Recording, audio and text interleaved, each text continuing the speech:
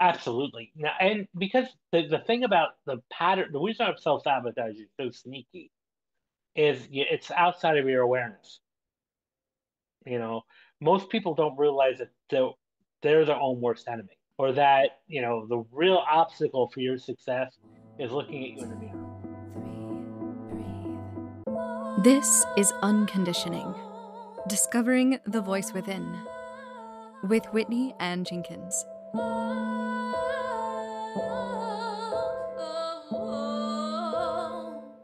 Hello, and welcome to the 116th episode of Unconditioning, Discovering the Voice Within, where I bring on guests and we talk about the inner authentic voice and the challenges and the rewards that come from following it.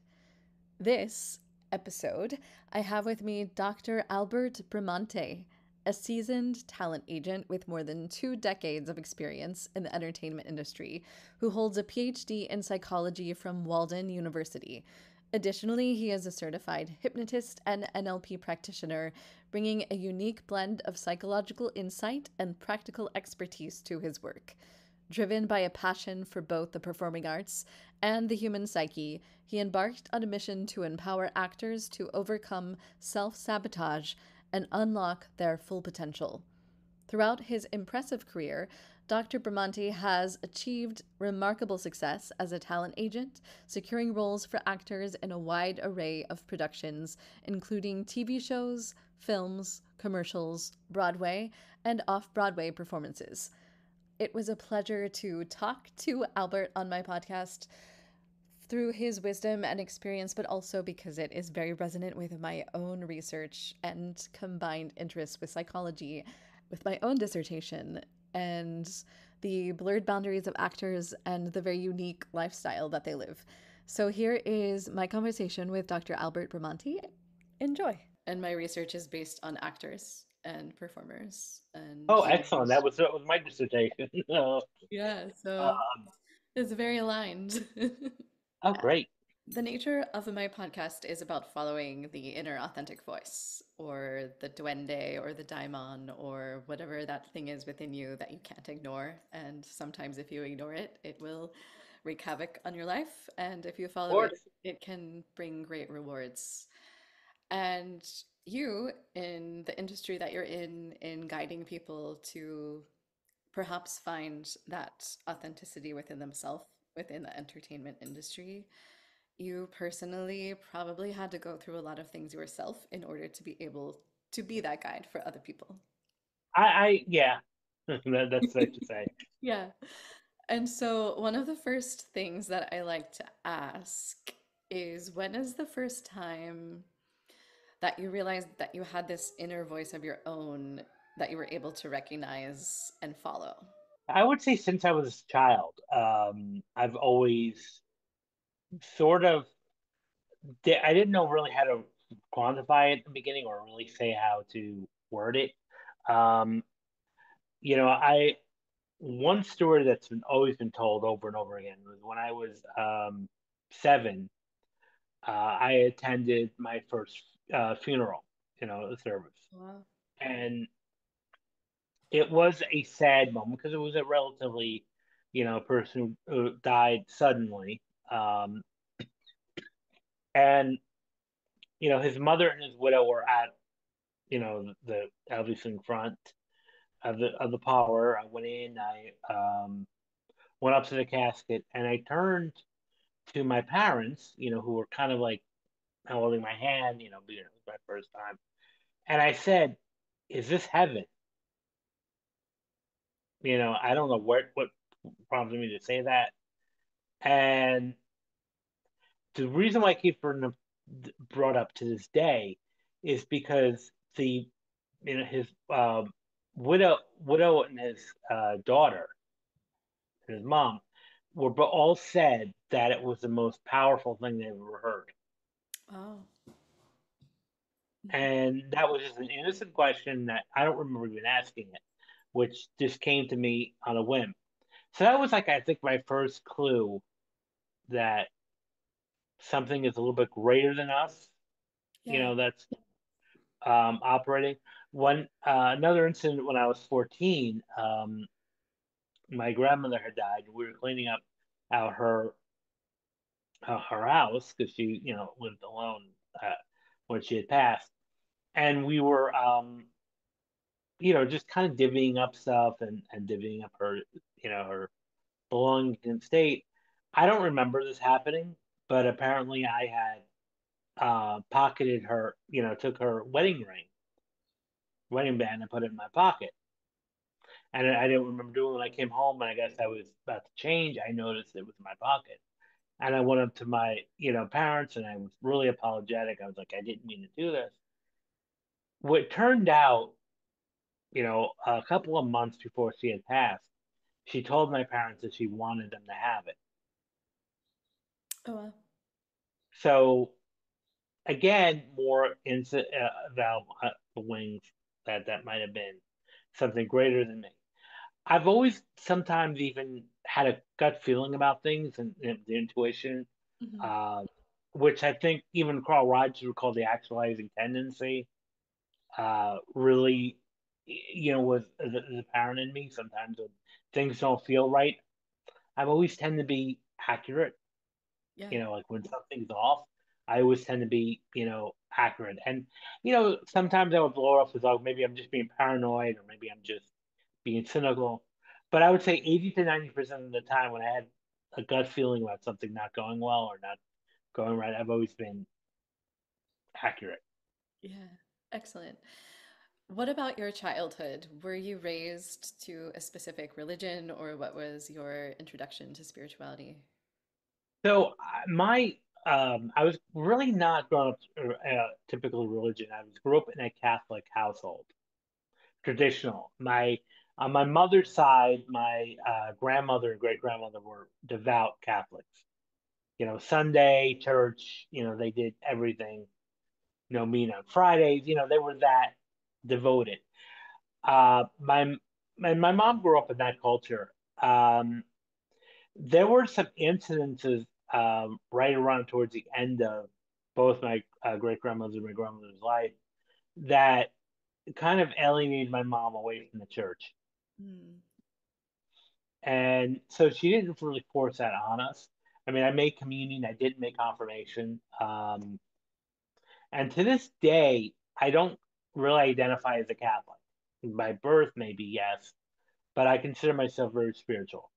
So I don't, I do believe in a higher power. I do pray to a higher power, but it's not necessarily the Catholic or Christianity version of higher Yeah. power. Yeah. I have a hard time with that, growing up. Questions that come up, even the whole idea of heaven and hell, in a biblical sense, I had a lot of questions about that and skepticism with that. Yeah, as you demonstrated when you were 7 and you asked that question at the funeral, I think maybe Yeah, maybe some foreshadowing. exactly. Yeah. So, Yeah. Okay. So how did your connection with this intuition within yourself lead you to where you are now? Like what were the happenings? um, I tried to ignore it, because like I said, I was always taught from a strict scientific standpoint, not, I mean, not by my family, but just by, traditional education to kind of ignore it. And then when I was 30, when I was in my PhD program at Walden University, we had to do it, because it was an online program, we had to do a face-to-face component, which was a residency, a 2-week residency. And I wound up, this is going to date me, but this is when MySpace was big.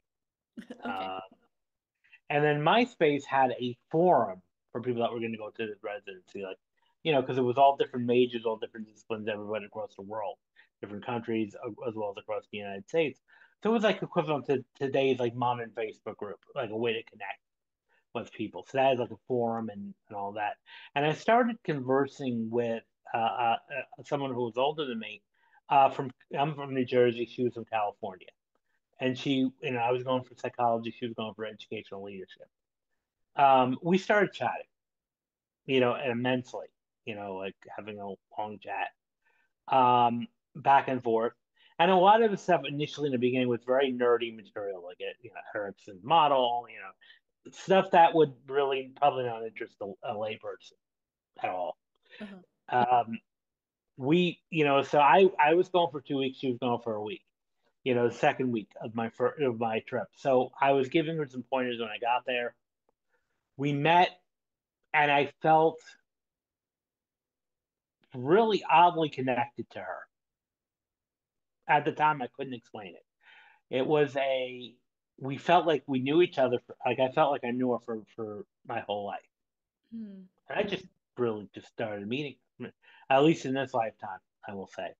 Um, so as I was talking to her, one thing I kept noticing was how comfortable and how good I felt around her, how secure I felt, which I never ever experienced that in the 20-minute first interaction I had with her, face to face.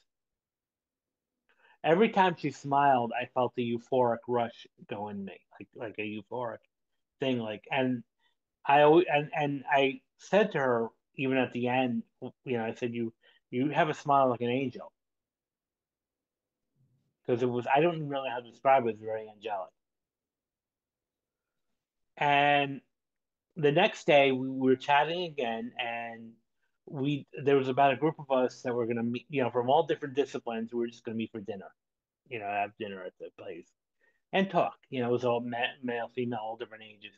And I sat next to her, and at that time I had probably the last, you know, old-fashioned camera, Mm.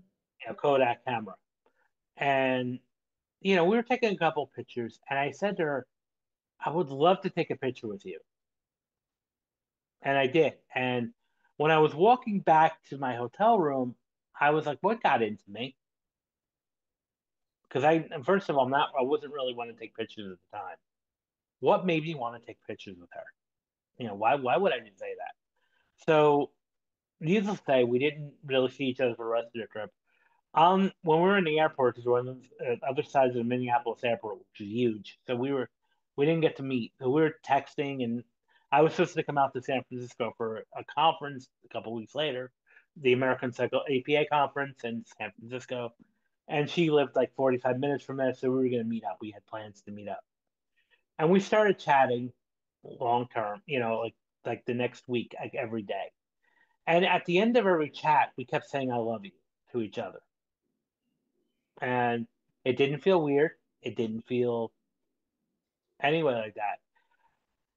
So this was like going on for like 4 or 5 days. By the weekend, I had to go to New York for the Carl. It was actually a Carl Rogers conference in New York in 2007. So I presented at that conference, and she wished me luck, and I was nervous. And she was kind of talking me down from that, like talking me through it. So I go to the conference, I present, and I don't hear from her. I'm not thinking anything different. She's going to visit her family. So the second night I get back from the conference, I'm tired. I log in and I see a message on MySpace from somebody I don't recognize. I don't recognize the email or the name, and the subject was please call me immediately. Okay. So I called her and she started asking me about this lady, how did I know her and when did I speak to her last? How did she sound? Which I thought was weird. I was like, okay, she sounds fine. Well, she had passed away Mm. suddenly, from a heart attack. I think that's what they think it was. She just passed, collapsed in the middle of a conversation and they couldn't revive her. So now I'm frozen. When even though this lady is talking to me, crying, and I'm frozen. Yeah. I can't speak.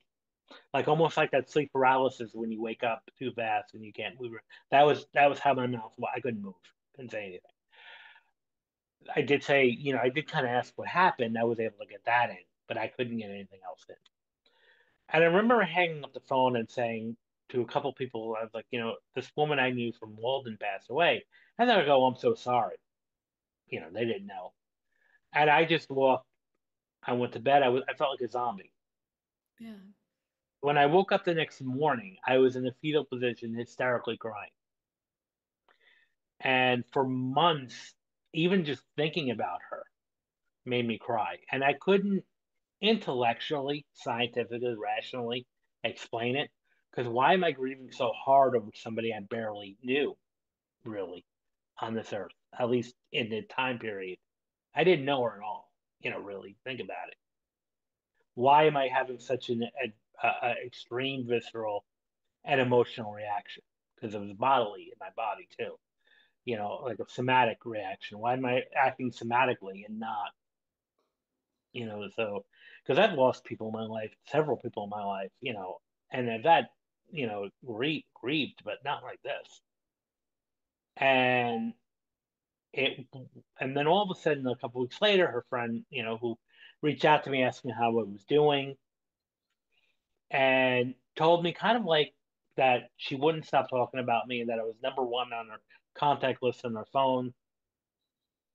And, I then did, at that time, there was like an online bulletin board for loved ones. I did it on a whim. I did a tribute to her. I put a picture up. I, you know, thanked her for everything. I wrote like put a little poem that I saw like online. I wrote a brief poem, and but that was a few months later. I get another email from another person I don't recognize. Just wanted to thank me for posting that. And we were chatting back and forth. And she said to me, by the way, this was her estranged sister who happened to see my poem and my tribute online and then was able to reconnect with the family. Wow. I am now convinced because of that experience that there's something greater spiritually happening. And for a while, I was a little bit bitter, about this experience. I kept thinking, why me? Why would this happen? Why would, you know, if there is a God, why would he create this connection and then have it ripped apart from me? Mhm. But it came in realization that it wasn't necessarily about me. The realization I came was maybe my purpose was to help her.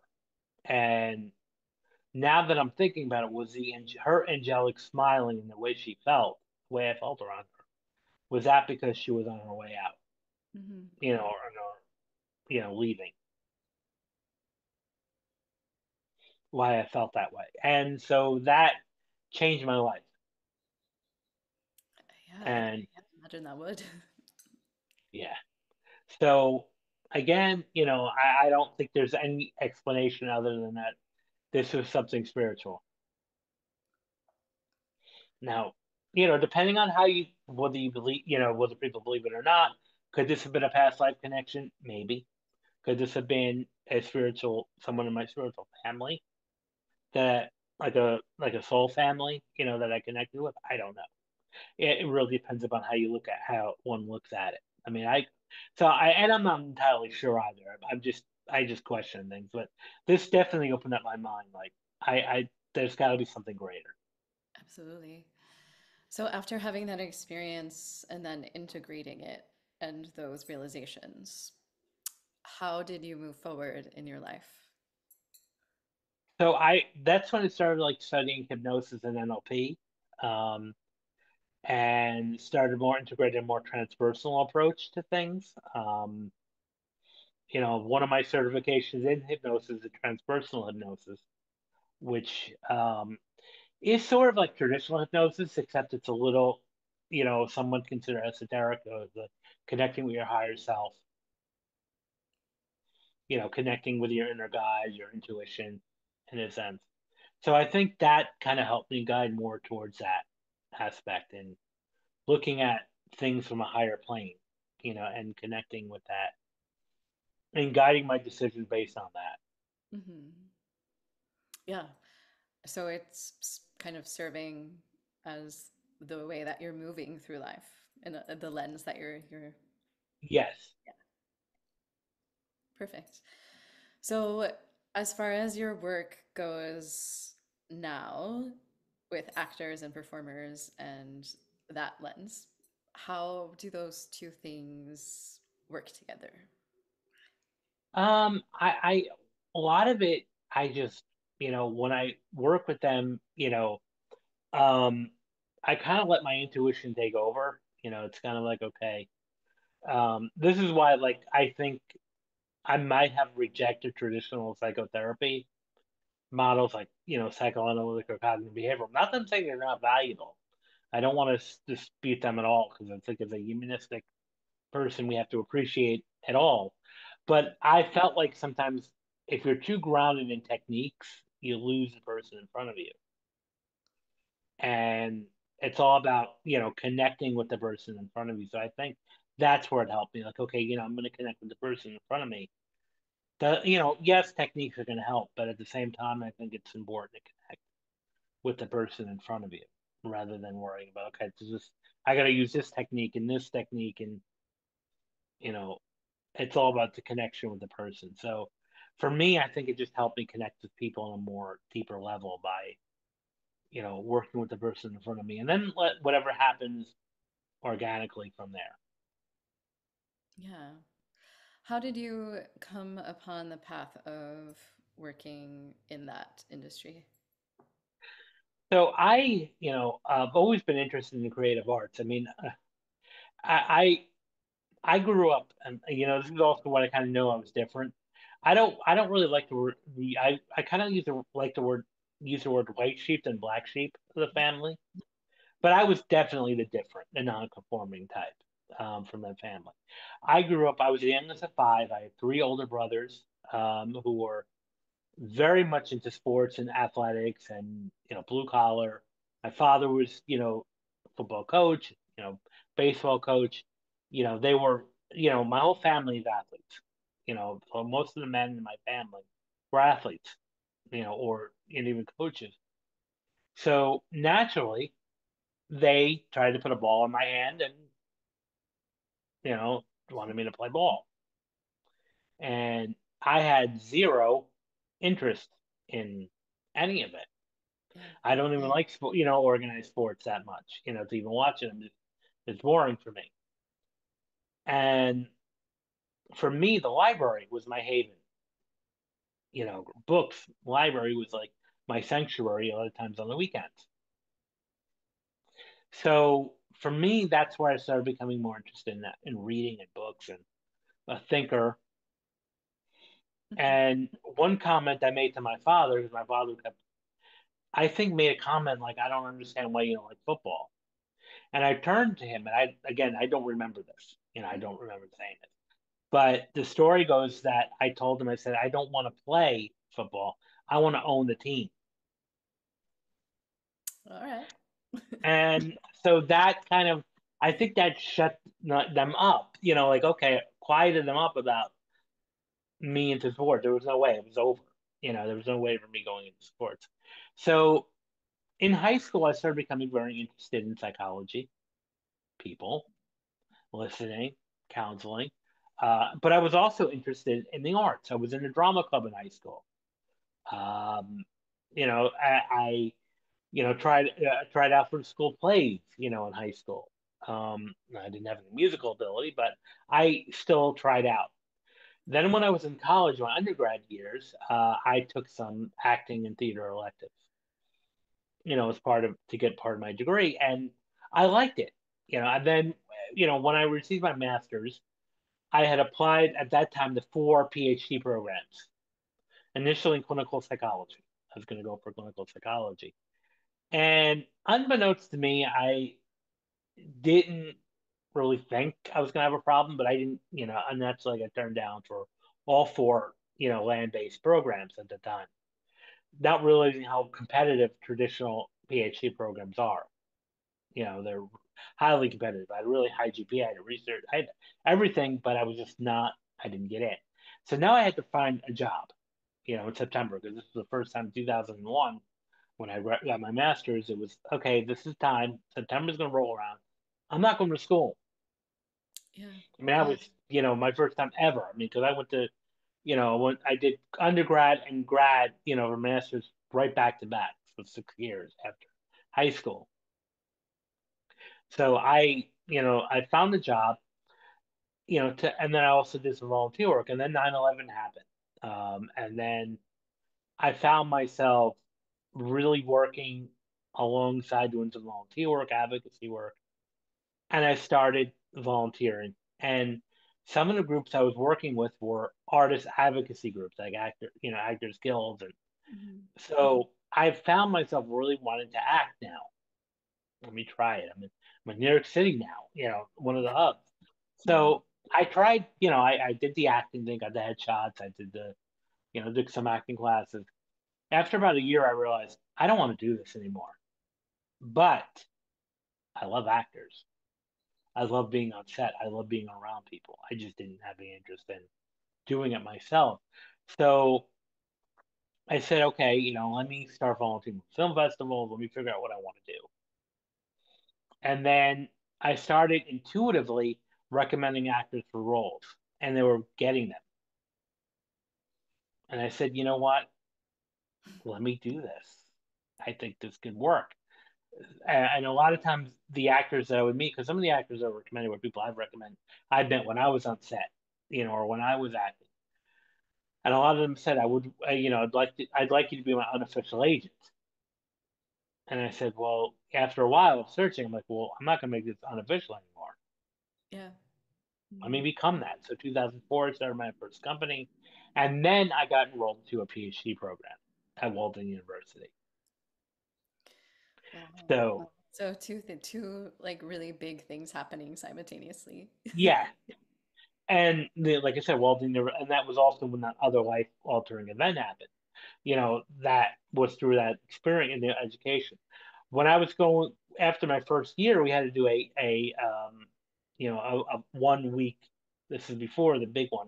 We had to do a 5 day to 1 week residency, and one of the workshops was planning a dissertation. So, and at that time, I didn't really know what I wanted to do. I was like, so that's why I was like going to all the dissertation workshops I possibly could to get some inspiration.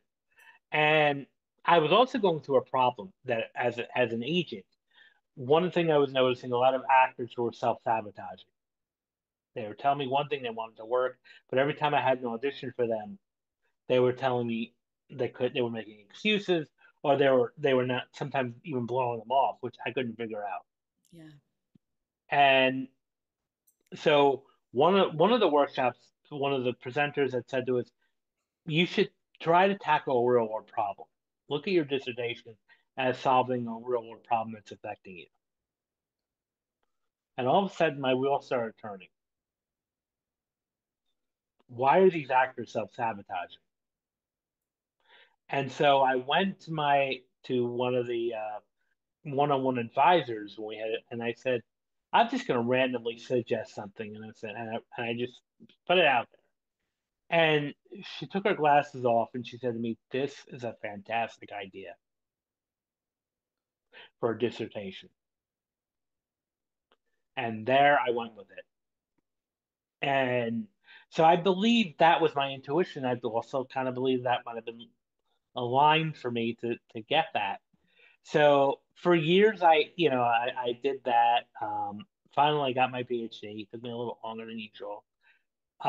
Did my dissertation, defended it, and my committee members had told me, right towards the end of it, you should publish.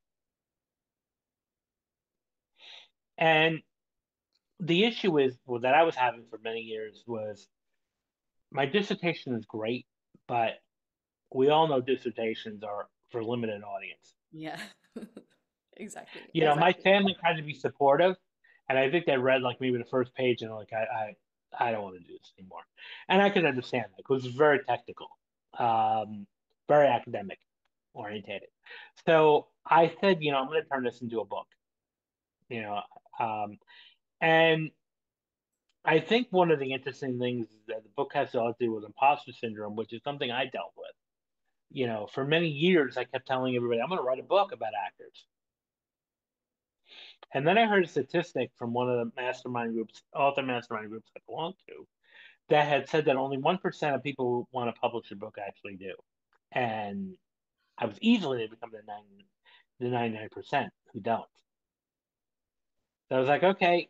When I heard that statistic, I said, never again. I'm going to sit down, write 2 hours a day, and just go with it. Let my intuition run through. Because one advice that I think, and I tell a lot of people who are now going to write a book, the one advice that I would recommend that I got that was helpful was don't edit when you write at first. Just write it and then go back. So I was always the type that I would write the first couple of pages of the first chapter and then go back and edit it and get really frustrated and wind up not doing anything. So the advice I was told was write the entire book and then go back to edit it. So that's what I did. And I had a manuscript in about 2 months because it's devoted about 2 hours a day of writing. So after 2 months, I had a manuscript. And I said, okay, I did a little self editing. And then I said, you know what? I'm going to trust the process and I'm going to send it to two. And I did 2 rounds of editing, professional editors. I went to two different editors who kind of, first round, I went to one editor. And then when I corporate editor changed, I went to another editor. And the book is here. So, and I published a book. But I think if Congratulations. I didn't listen to my intuition, none of this would have happened. Yeah, what was the process like for you to write the dissertation versus writing the book? Well, the dissertation, I was also under deadline with dissertation because Yeah. obviously I was paying tuition every quarter, so I had that. Plus, I had the accountability of a committee, that was like kind of on me, um, and it set format. I think because I had the guarantee of the dissertation was a lot easier for me to write than the book, at least mentally. It was still a challenge, and I always made the joke. I'm only going for one PhD. I'm never going for another. Because I know some people were like go for like two or three PhDs. I'm like, no, that's not for me. One is enough, especially the dissertation process. So, um, Yeah, I'm in my dissertation proposal like stage right now, so I'm very with you on this. yeah, it's challenging right now. I think for me that the once I got past the proposal, like the first few chapters, the intro, the literature review, and the method chapter, everything was smooth sailing after that. Once I passed my proposal defense, it was you know, just a matter of time now. And that's what I usually heard from a lot of, PhD students is that proposal. Once you get over that, it's kind of a smooth sailing. And that's how it was for my dissertation. As soon as after I got past the proposal stage, the data collection stage, the writing from that, and then eventually the edits and then finally the final defense was a lot easier than the first half. Yeah, so the topic that you chose was about self-sabotage, you mentioned. Would you say Yeah, that those themes you felt during the process of writing your book? Were you self-sabotaging? absolutely, 100%. Uh, because and the imposter syndrome, because I kept sitting there saying for months like, no one's gonna want to read my book. I'm gonna get these bad reviews. People are gonna be like, trashing me on Amazon, and because I would read like, a lot of books that got like 1-star reviews. I'm like, this is gonna be me. I don't know what am I gonna do here. And I think one way was kind of like a snap out of it. It was like, and also Um, another part of it, when we talk about this in the author mastermind group, that really helped me solidify things were like they're saying that the best-selling books get a good share of 1-star reviews, and sometimes that can actually propel the sale of the book. So I said, you know what? I'm just going to rip the Band-Aid off and do it. Um, but I think one of the biggest things that helped me was putting an action plan together because so many of us sit in idea stages, like or someday, like the case of the someday phenomenon. Well, someday I'll write this, or someday I'll do this. I think the best thing to do is start putting dates to things and holding yourself accountable. Yeah. So, I started, like I said, early July 2023.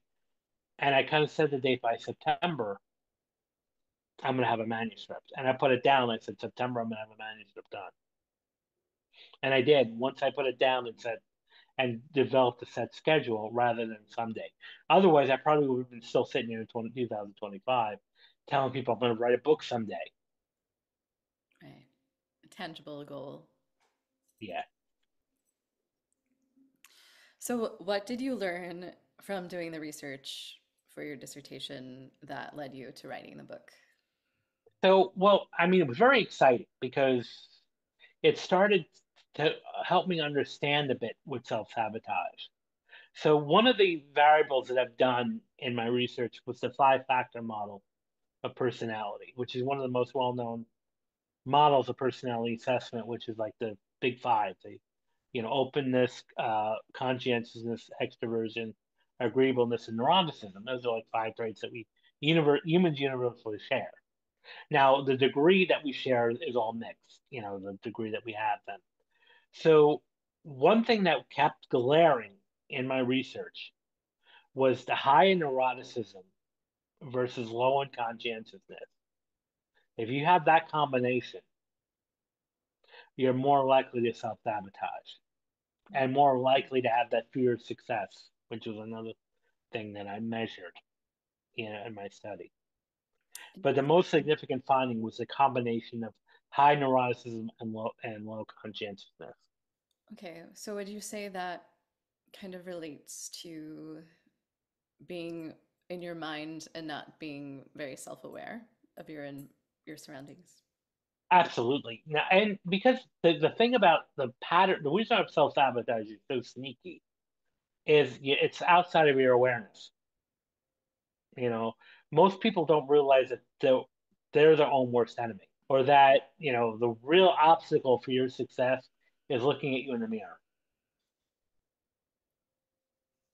And that's particularly true with a lot of performing artists. Mhm. Yeah, and I can see how hypnosis would weave its way into your work here as well then. Yeah. Now, and even with hypnosis, like I said, I'm not in the traditional sense, like you have Ericksonian hypnosis, which I'm not. Again, I appreciate it. It doesn't work for me. I'm more of a, again, applied, more of a indirect form, where I don't necessarily always put people in trance, but I kind of use the power of language, Yeah. the power of the words that we use. So, one hypnotic technique is that I work with people improving their language, the abilities that they use, and how they communicate not only to the world but inwardly, to themselves. So, the one thing that I will say is, for especially for actors, is never refer to yourself as a starving artist or a struggling artist Yeah. or an aspiring actor, because when you do that, that becomes your words become your reality. Yeah. And so, Yeah, I agree with you. and that's where I think my hypnosis training really is valuable, is the power of language and words that we use.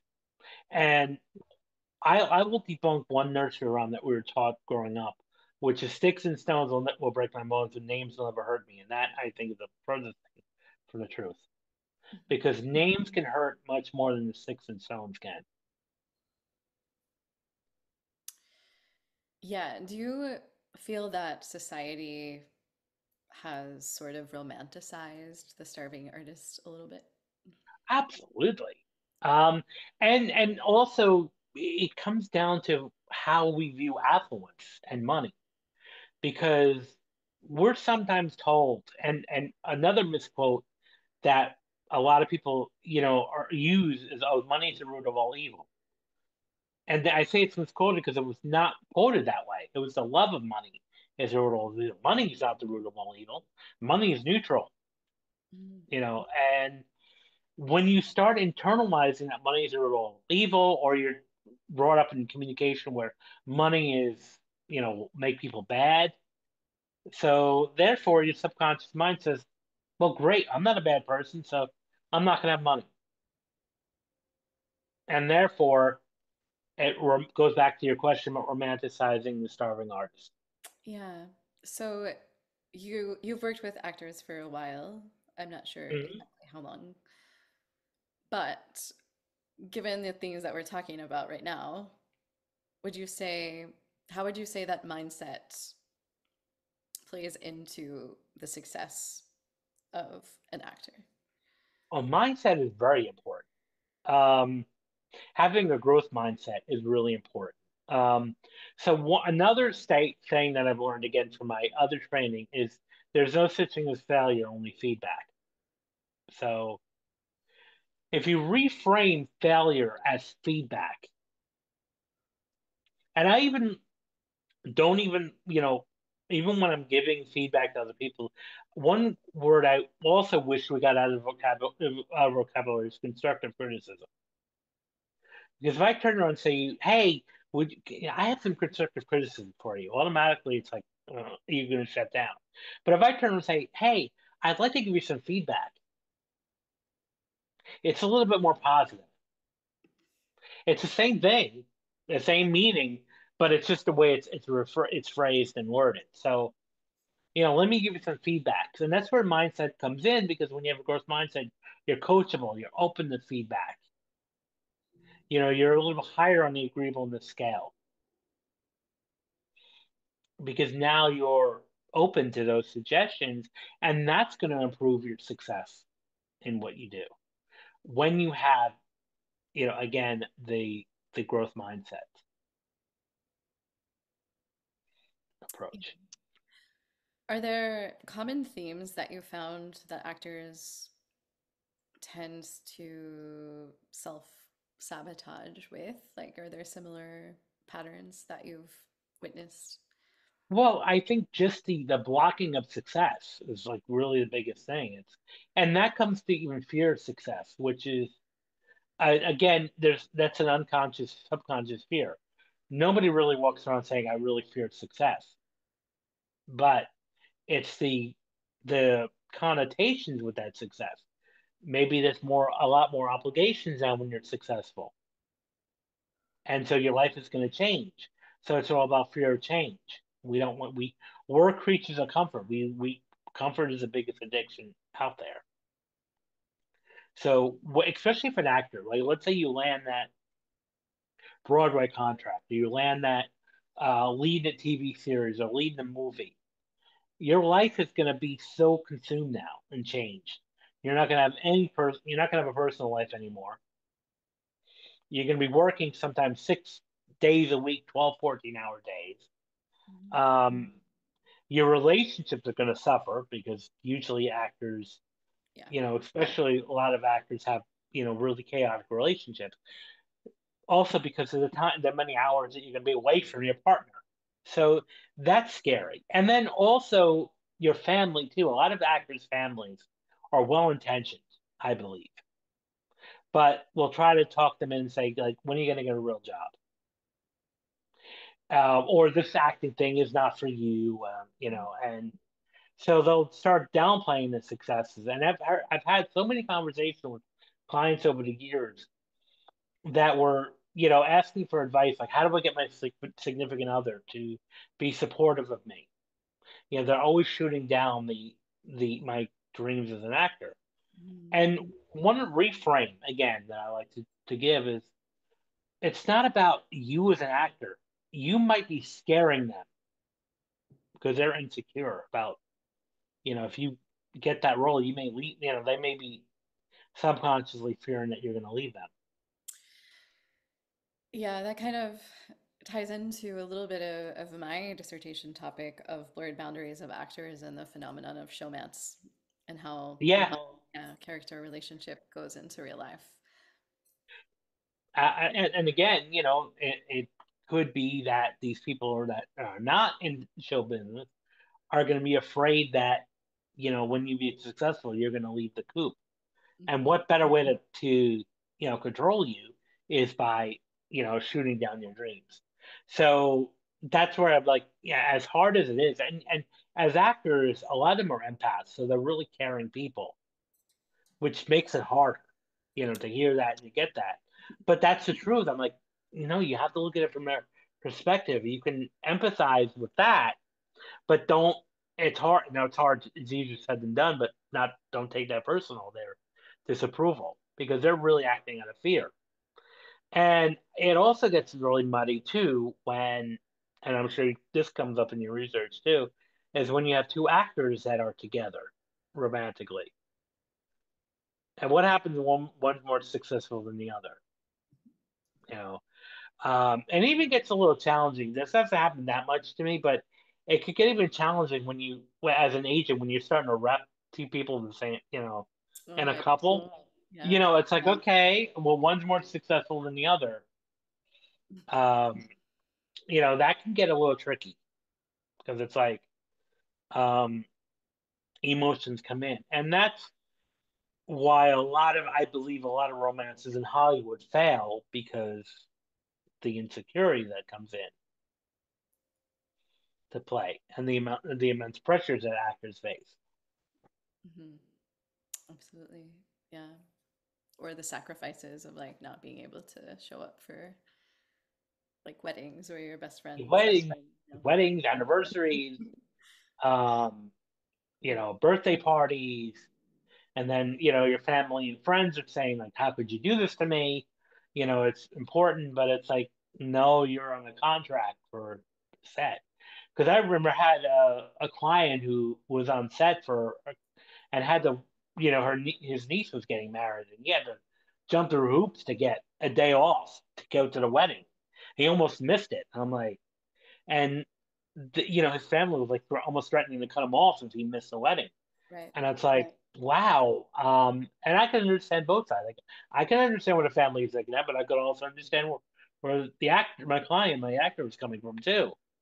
So it's double-edged sword because I think a lot of people who are not in the industry don't realize how tough the actor's life can be, and how busy once you get tied into a project it will be.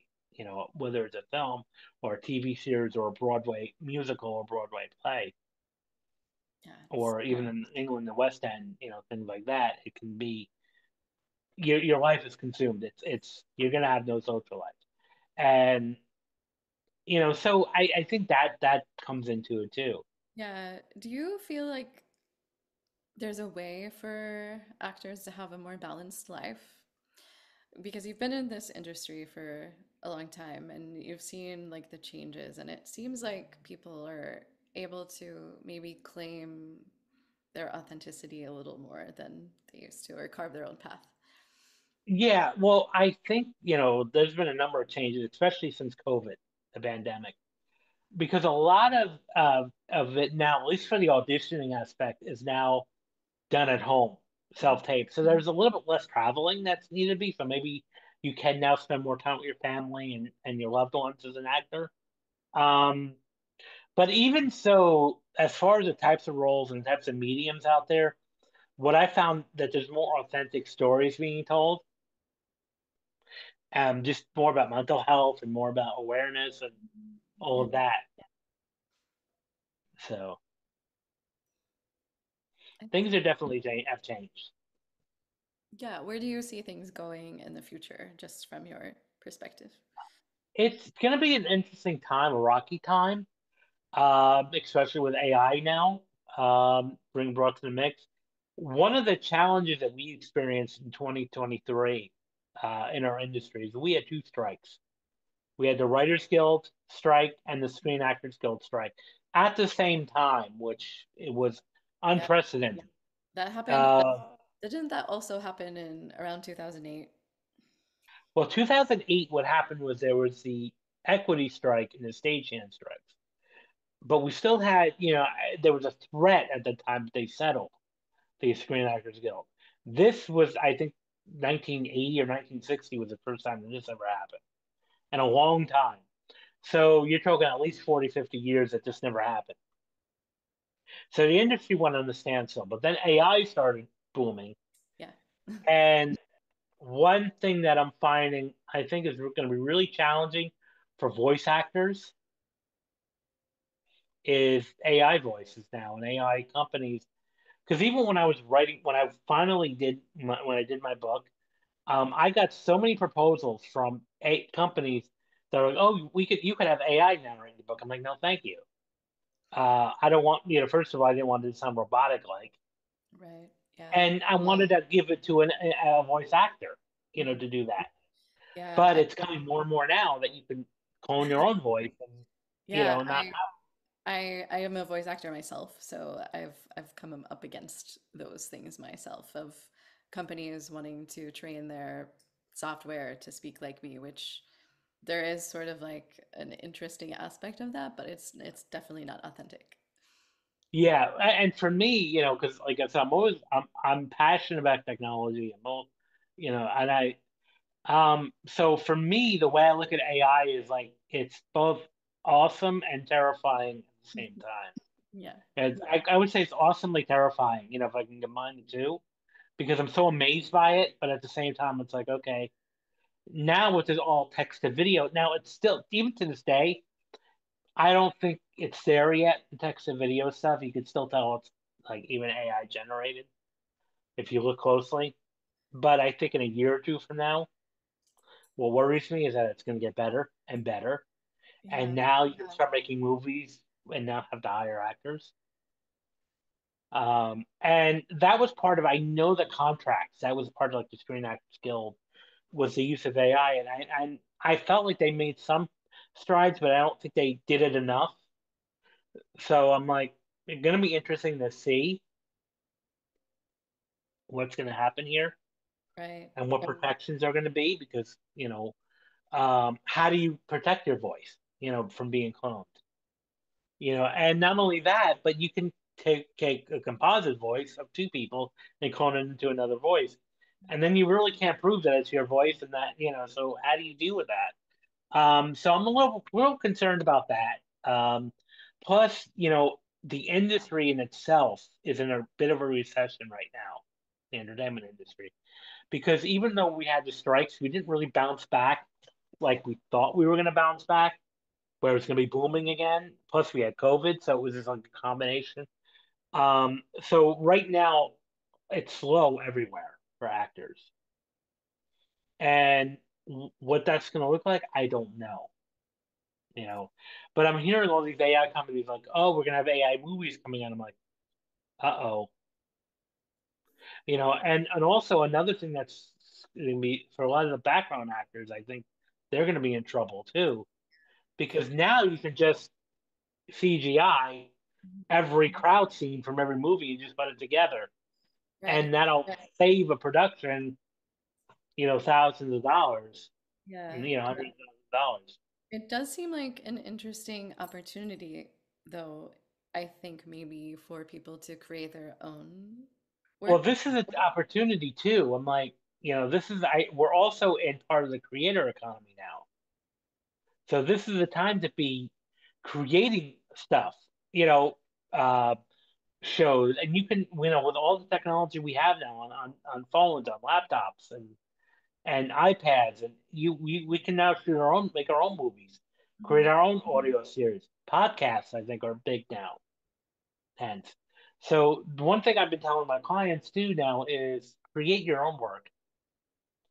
Start a podcast if you want. Get your name out there. Don't wait for the phone to ring. And also, I think a lot of people are lamenting of like, I wish it was back the way it was. Mhm. And part of I think staying in the comfort zone is like, I don't think we're gonna go back to that. I think that's over the way it used to be. We're never going back completely to the way it was before COVID. No, I That's think not. not either. That's over. And I think the quicker that you can adapt to that, and that goes to what mindset is adapting with changes. Even I remember a time, and I'm going to date myself, when the internet came out, and how people were like so scared of the internet. It's going to take jobs away, it's going to be dangerous. And yeah, we had our problems, but we've adapted and become part. And I think the same thing's going to come with AI. That it went from a pipe dream to where all of us are using almost every day on some level. Right. It kind of reminds me of what you were saying about money earlier, about how it's neutral. So AI can be a tool and it can go either way. So, Yeah, and there needs to be right. I consider myself an AI enthusiast, but I also know that we need to put some serious brakes on it too. Not necessarily stopping it, but just controlling it a bit, or steering it a bit. Um, but I also think it can do an immense value if you do it the right way. And the same thing with money. Like I also did one of the authors I listened to on is Joe Vitale, um, who kind of is all about was part of one of the consultants on The Secret, the film The Secret.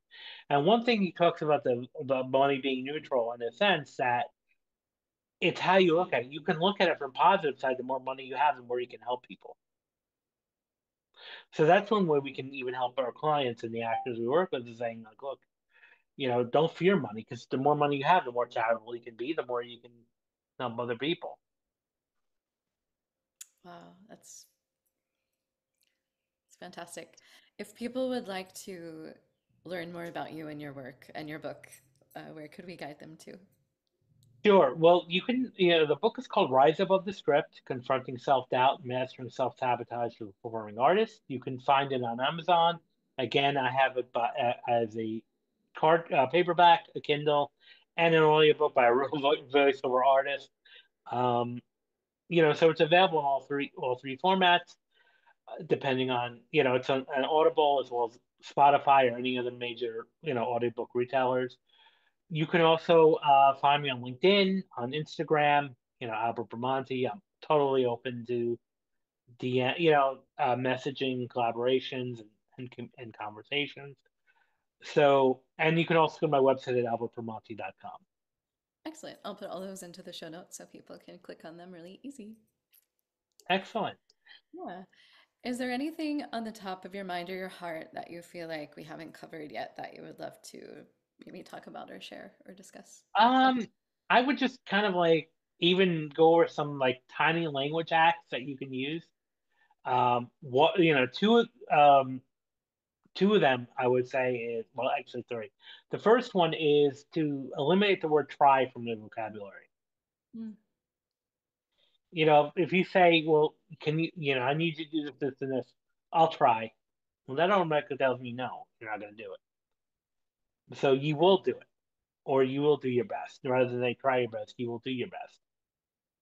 Ah, Because signifying try kind of signifies that it's not going to happen. Just like, oh, maybe I'll go. No, if you say maybe, there's a good chance it's not going to happen. It can, but um, also I like to always use rephrase no statements and put at the end as yet. So always add the word yet to the end of a sentence. That goes with mindset. So like as an actor, I haven't booked any TV work yet. Rather than saying I haven't booked any TV work, I kind of just so try to use the word at the end of the sentence yet. Like for me, I can tell my book hasn't reached the New York Times bestseller yet. Because what that signifies is there's a possibility now that it can. And so I'm going to work harder now to make sure that that's a possibility. And then also kind of using the basic rules of improv is like, yes and rather than using but. mhm. Like try to say, instead of saying like I want to buy this product. Usually we'll try to say I want to buy this product but I can't afford it. But try to say I want to buy this product and I can't afford it yet. Because then it signifies your brain neurology to start working like, well, I'm going to work towards affording that. So, and that is again using basic principles of hypnosis and NLP right there. Mhm. Yeah, it's very So, helpful. Yeah. Thank you. yeah, and the last thing I would like to when I talk about this in my book is creating a happy file. So what is a happy file? Well, that for me is a physical journal. I'm old school. Like I think physical journals are great. Jot down every good thing that's happened to you, whether it's good feedback you get from an audition, an audience member enjoys a performance, you get a good feedback from a customer or anything else. Always jot it down. a callback, or a booking. Always document every instant of that happening. So moments of self-doubt come in, which are normal experiences of human condition, to start doubting yourself. Pull out your happy file and remind you of why you're committed to what it is you're doing. Yeah, great. Do you have an example of actors that you've worked with that you've maybe used these techniques and seen results?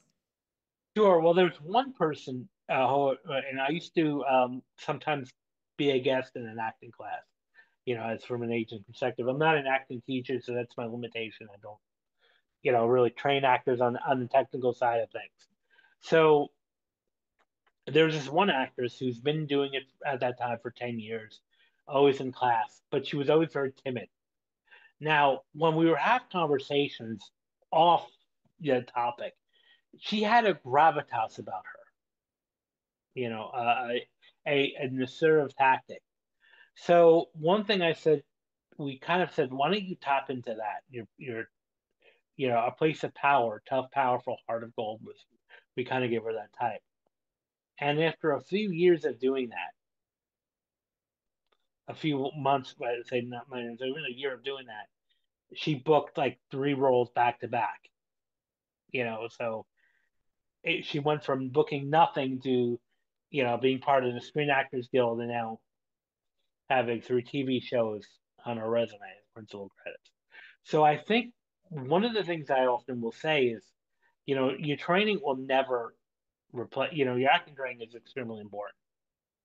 If you're in sports, your technical training and practice will never be replaced. But if you can get your mindset in tuned and really be, out of the limiting beliefs, I think you're going to be far more productive than you could ever imagine right now. Yeah, excellent. All right.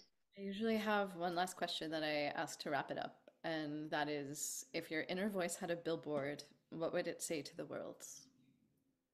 I would probably say just do it. Live your dreams. That's great. Simple. Yeah. Wraps it up. Well, thank you so much for coming on and sharing your wisdom. I really enjoyed this. And thank you, Whitney, for having me. I'm really, happy to be here. Thank you so much for joining me this week. If you're listening and you like what you hear, please consider subscribing and rating this podcast, as it really helps get this podcast out to other people who might be interested in hearing it but don't know about it yet. And also, if you'd like to contact me or reach me, you can reach me at unconditioningpodcast@gmail.com or unconditioningpodcast on Instagram. Thank you so much.